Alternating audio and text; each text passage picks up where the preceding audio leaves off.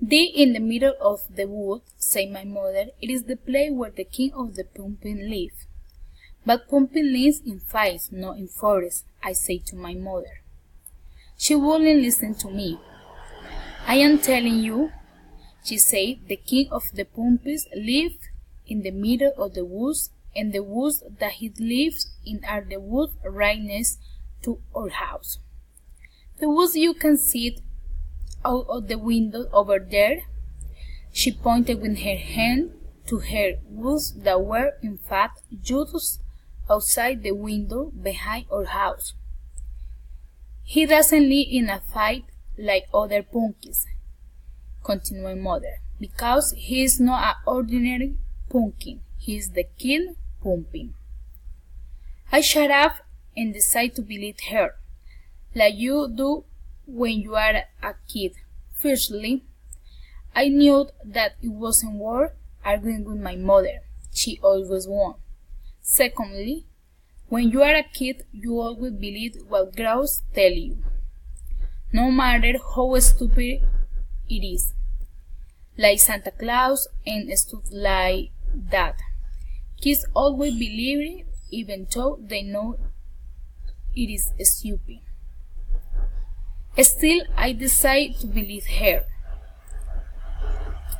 I decided to go and fight the king of the pumpkin party because I was bored, because I was curious, and also, of course, because I wanted to know if my mother really was talking nonsense or not.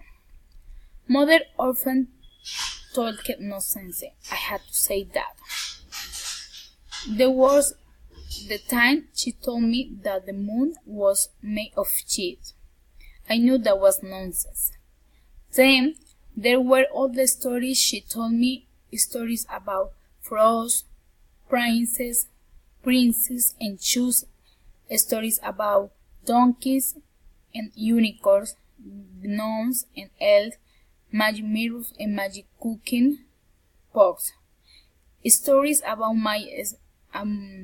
about why the stars are exactly the way they are, why the river that runs through our town has the name that it had, stories about where the sun comes from, why the sky is so far away, and why the elephant has a long trunk. Some people used to call my mother a witch, but I knew that she wasn't a witch, just a big stranger, perhaps, and she used to tell nonsense.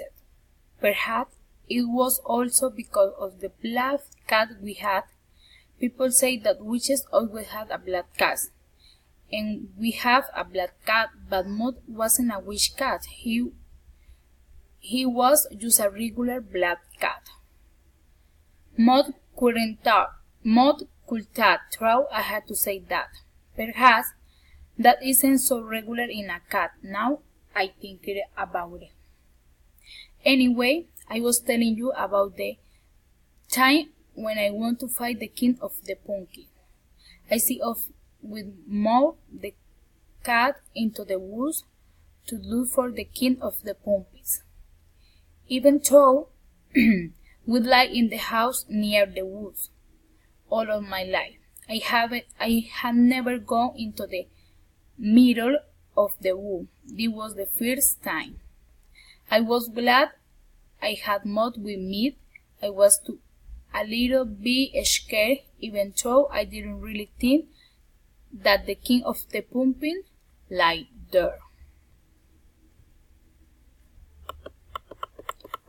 Watch out for the wall, said Maud. Yes, and the grandmothers too, I joked. Let's now lead the path, said Maud. When people say my mother was a witch, I told them that witches don't have children. Yeah? They replied, that's true, but you look more like an elf than a regular kid.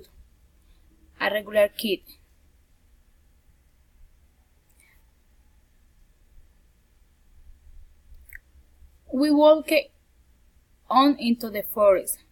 The trees got taller and taller and taller. The path got narrower and narrower and narrower.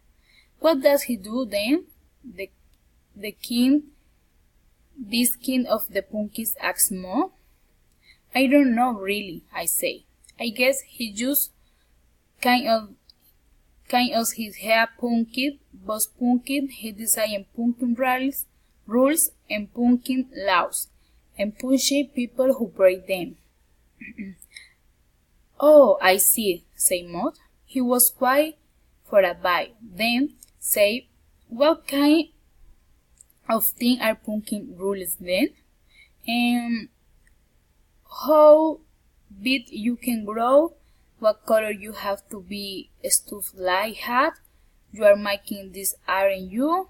Ask Mo. Yeah, I say. Eventually, we go to the middle of the forest. At least, I think it was the middle of the forest, very difficult to say exactly. There was a clearing, a big space where there were no trees. In the middle of the clearing was the king of the pumpkins.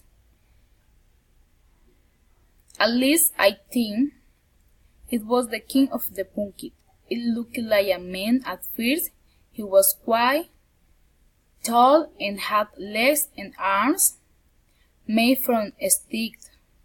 He was wearing an old black coat. His hair was a pumpkin. His hair was the biggest pumpkin I had ever seen. Me and Maud were close to him. He didn't say anything. Is that? Asked Maud. I guess so, I say. Disappointing, said Maud. Do you think he's the reeling of the pumpkin? Asked Maud.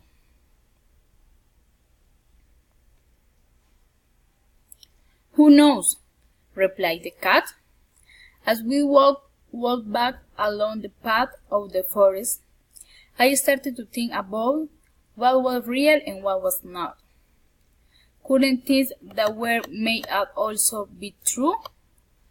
What was the difference between story and history? One was real and the other isn't that? What about all the those other things that Mother tells about? Do you think they're real? I asked Mom. I am not sure, said Maud. Those stories she tells sometimes about why the night is black and why the day is blue, about golden eggs and girls with golden hair, about why people have 10 fingers, 10 toes, 2 feet, 2 hands and 2 eyes. Sometimes I think she is crazy, and sometimes I think she might be right. I knew what Maud meant. I feel the same way.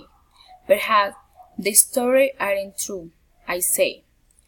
But that way means is.